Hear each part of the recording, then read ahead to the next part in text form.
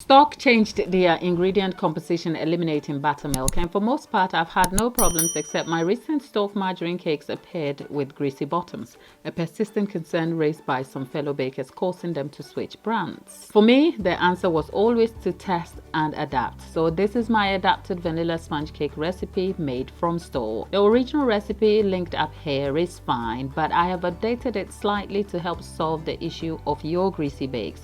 But first, let's talk greasy bake. While most fellow bakers with this issue blame stork, the key to solving the problem is in the recipe itself, which is that the fat content may be relatively higher in proportion to the other ingredients used in the recipe. So after baking, the excess melted fat, which is not absorbed into the cake, leaks out, causing the cakes to look greasy. This excess fat can settle below the baking pan, causing a greasy layer on the bottom of the cake, or may simply overwhelm the bake, causing the cake to look greasy. But that is one way of targeting the problem, because baking is a science that includes several variables. So since the bake is greasy, I focused on just reducing the fat. The original recipe calls for 350 grams of margarine, which I reduced to 325. I used a full recipe and a half and swapped granulated sugar for caster sugar, which I'll explain why in a bit. A splash of vanilla to flavor the cake. I set the mixture to cream for exactly 6 minutes.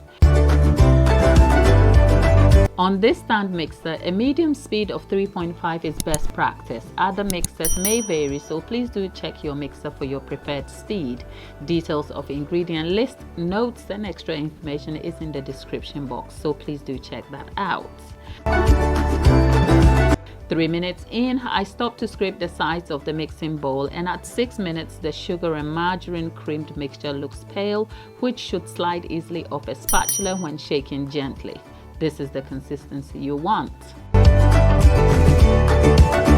Creaming done, the speed of the mixer is slowed down to 1.5 for the eggs to be added.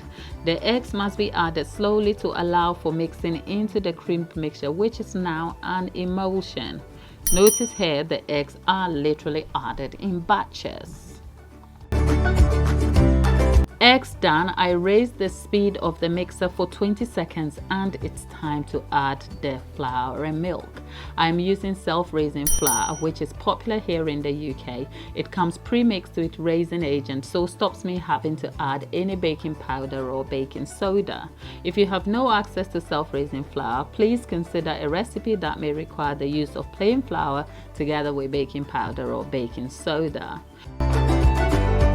Flour is added, alternating this with milk to allow the liquid to absorb into the batter properly. The speed is on fold function, which means the flour and liquid are mixed in slowly without developing the gluten in the flour. After the last batch of milk is added, the batter is left to fold for 30 seconds and it's finished off by hand, scraping the sides of the bowl to ensure the batter is all mixed in. The batter is now divided into two 7-inch pans. The pans are the PME 4-inch deep tins, but I have filled them just short of 3 inches. The recipe bakes flat, so even after a rise, it will still set at 3 inches tall. The pans are stamped on a surface to rid of the air bubbles and set in a fan-assisted oven to bake at 170 degrees Celsius for an hour.